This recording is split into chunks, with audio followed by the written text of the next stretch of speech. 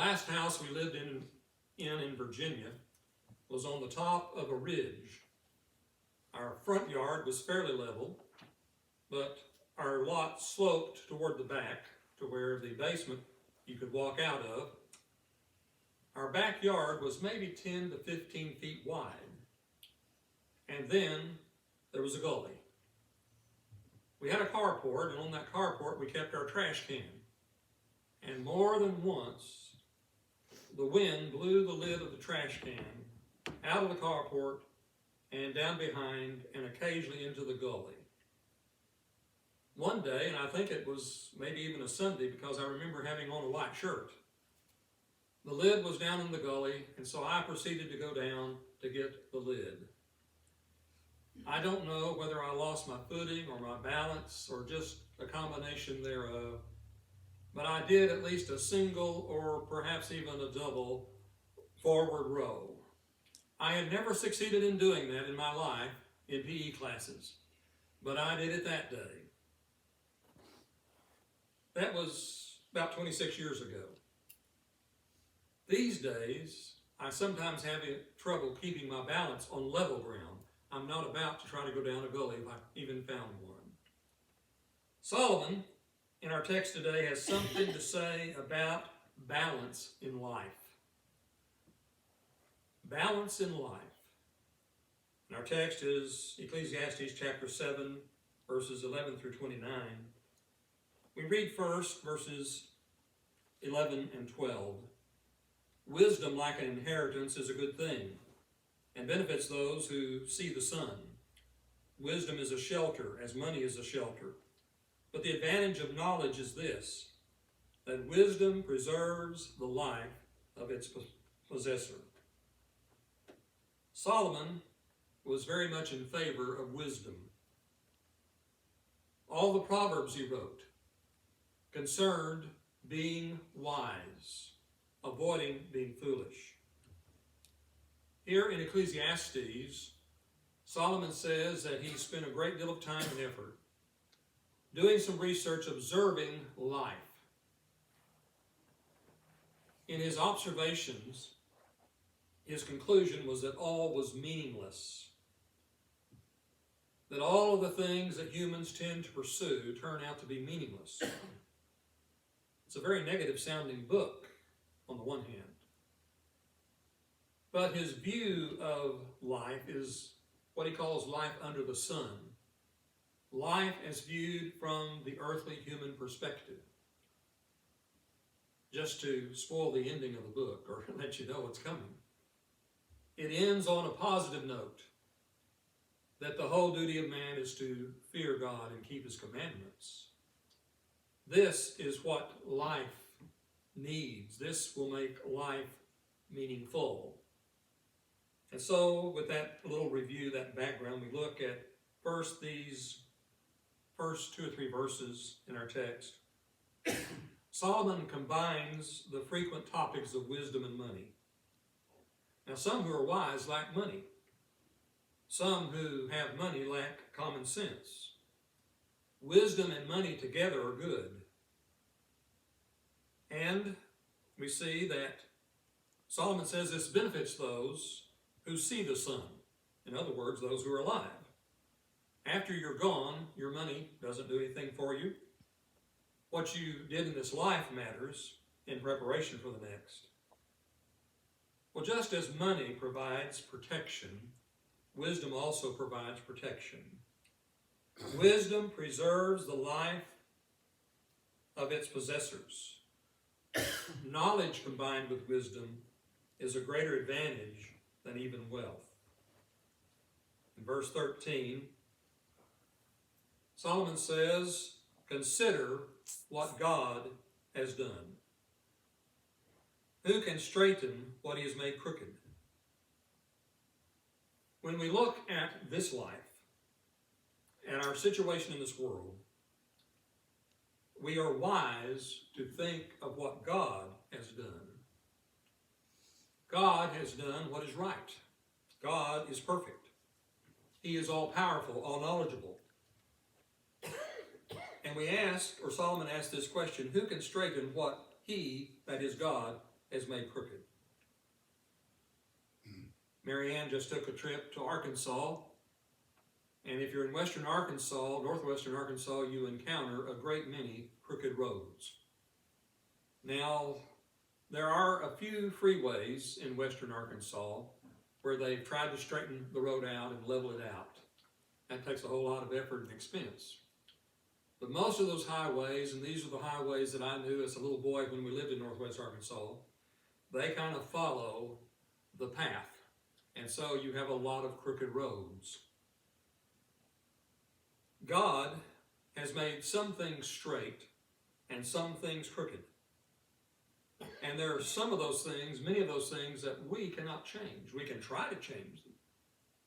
But God is the creator. God is sovereign. God is in control. We sometimes worry about some things that we can't even change.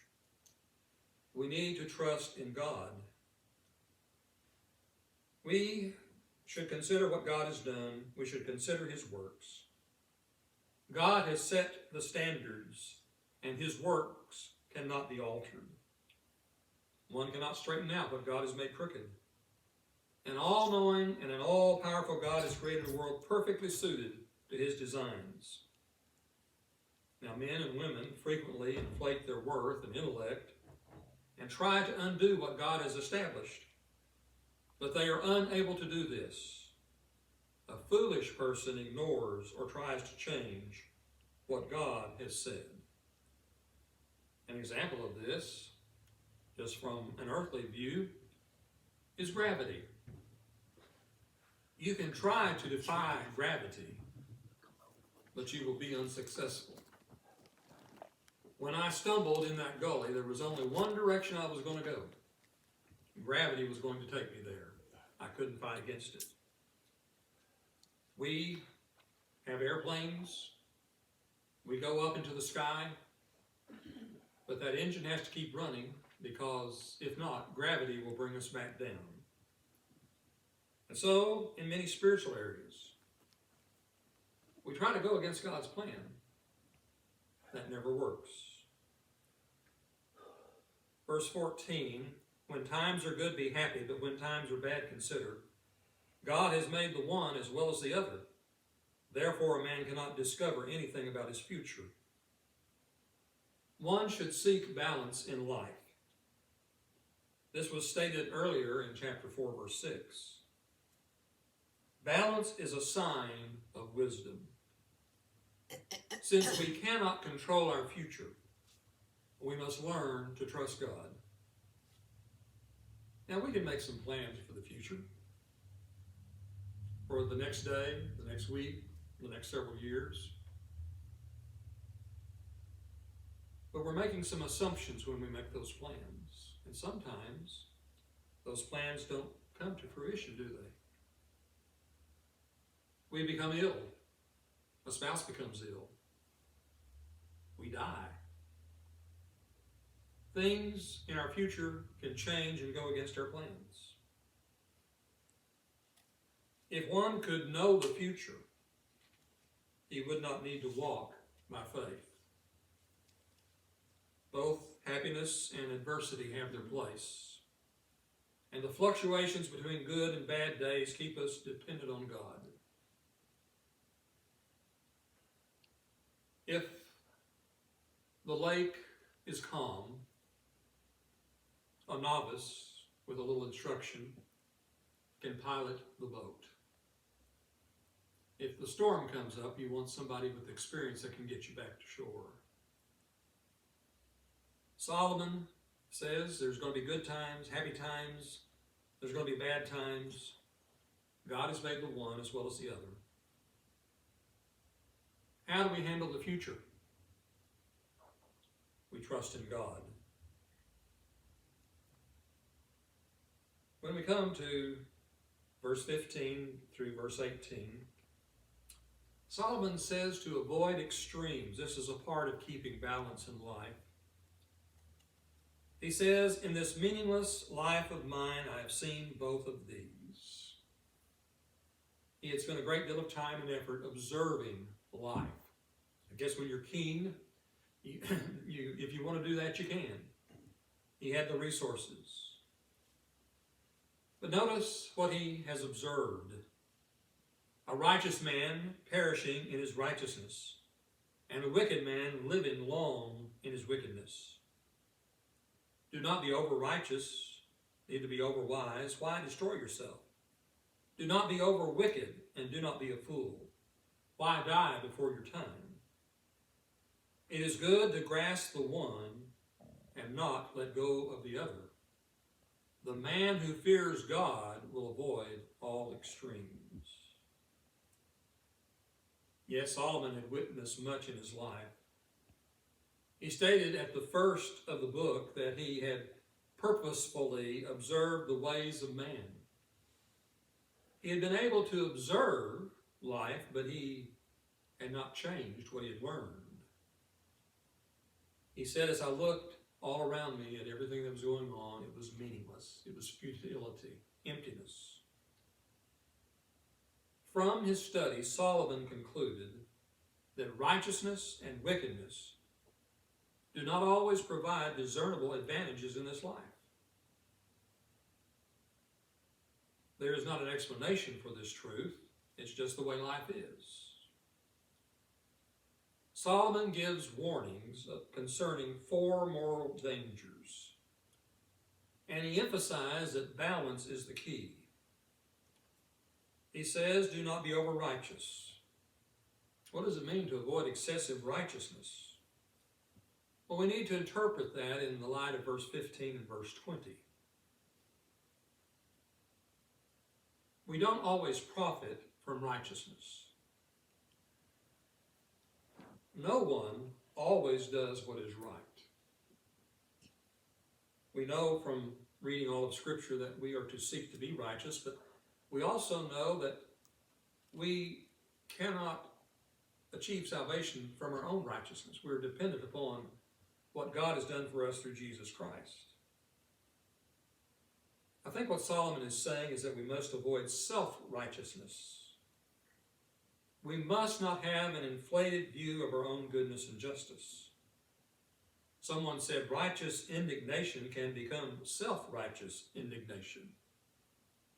It's all too easy to look at someone who is not living rightly, certainly not living the way we live, and to inflate our righteousness by comparing with them. But we must compare ourselves not with others, but with Jesus, our Lord. Solomon says, avoid being overly wise. Can you have too much wisdom? Solomon indicates so. I think what's going on here is, again, we must be careful that we don't think too highly of ourselves. There are some smart people in the world. And sometimes they're so smart they don't have the sense to come in out of the rain. You can be smart in certain areas, but that doesn't mean you're wise.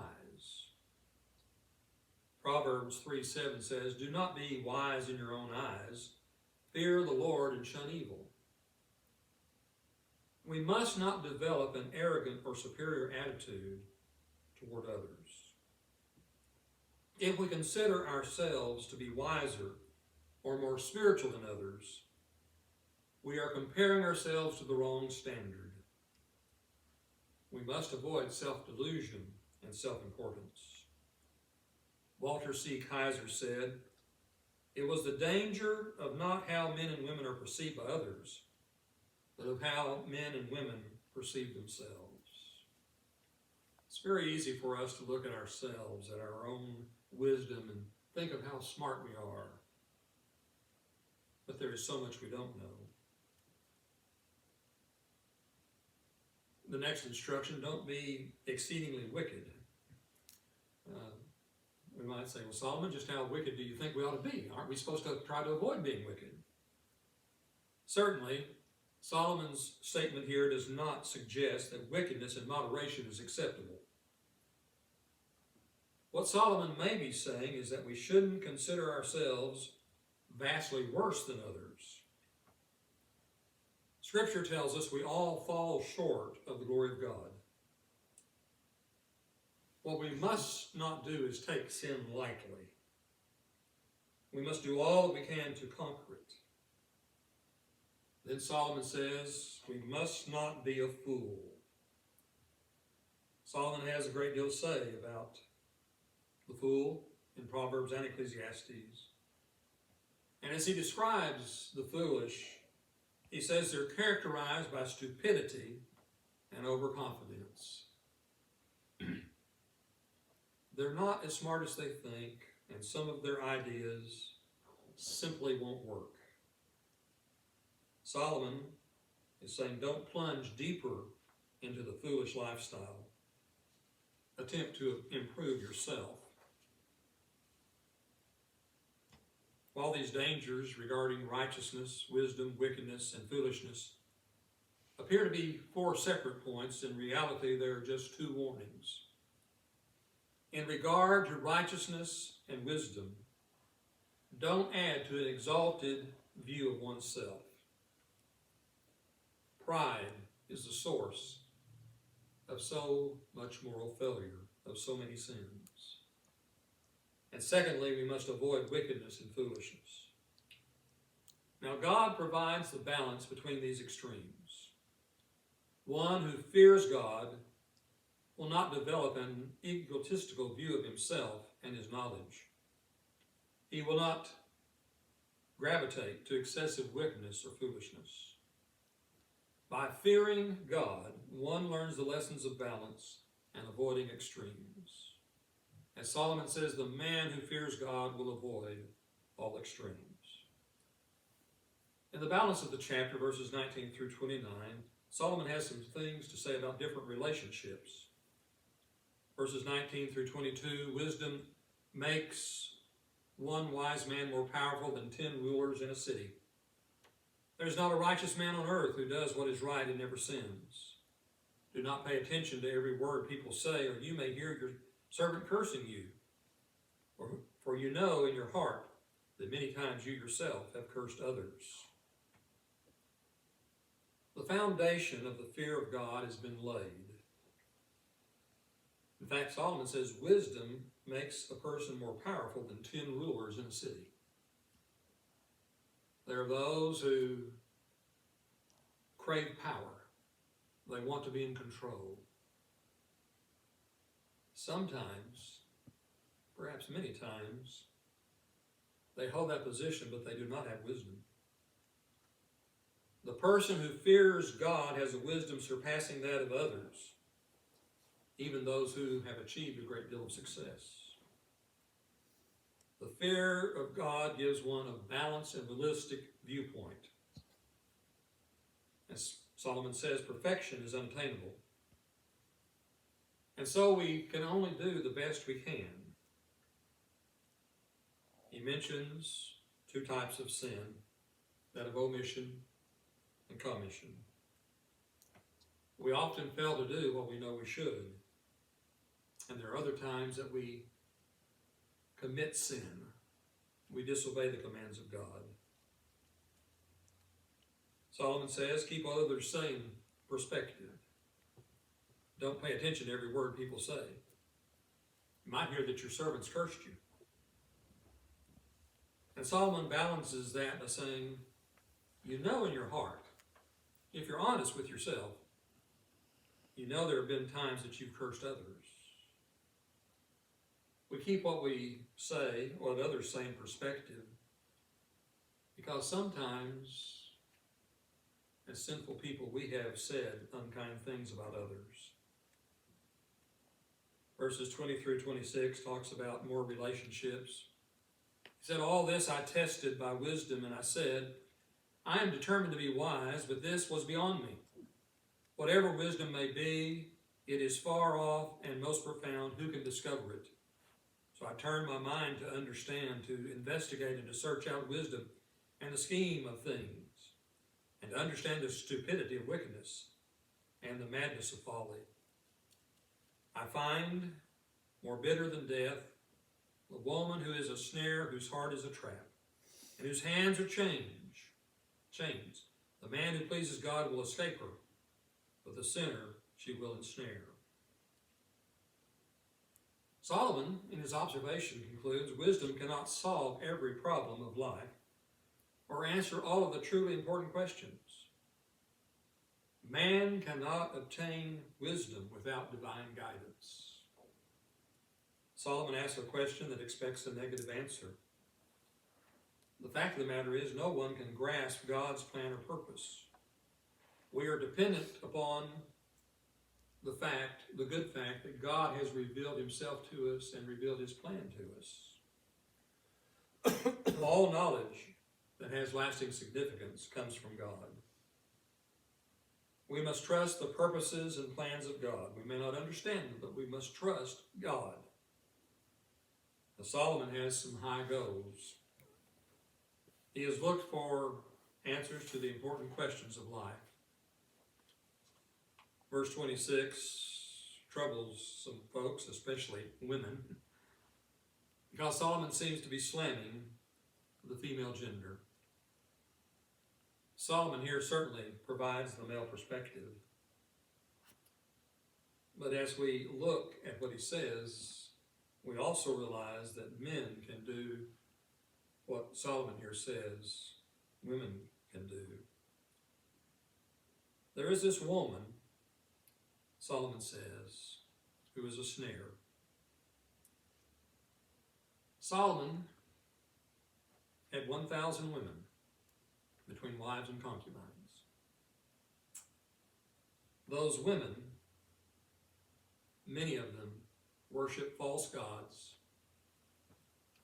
and they led his heart astray, led him away from God.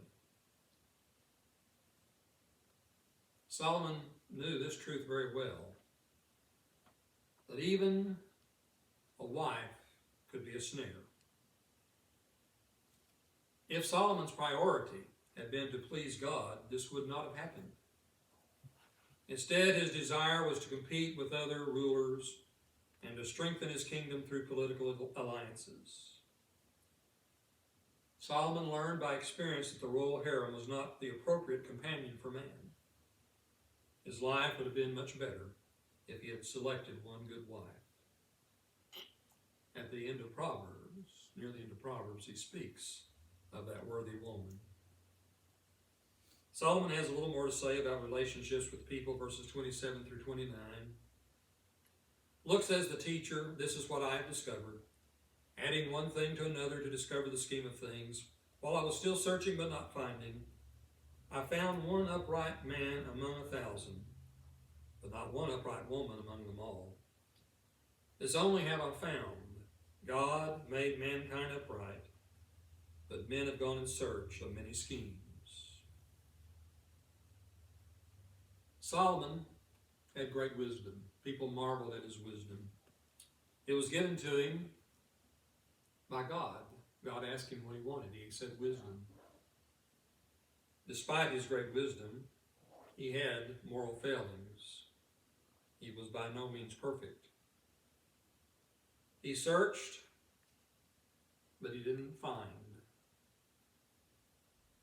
He was looking for wisdom. He discovered that on the human level, it was nearly impossible to find. He said he searched for an upright person.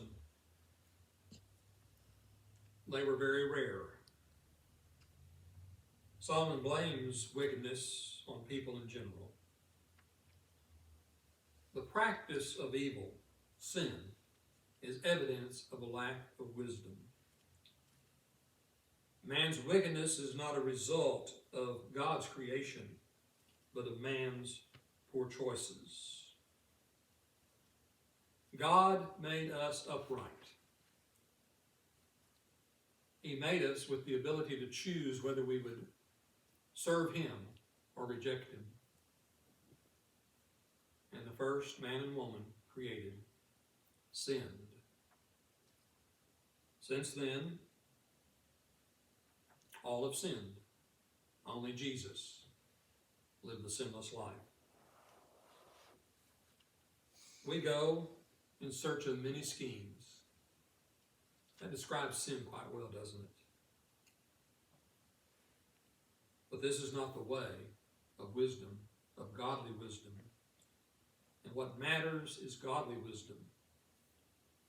Solomon encourages his readers to look for balance in life.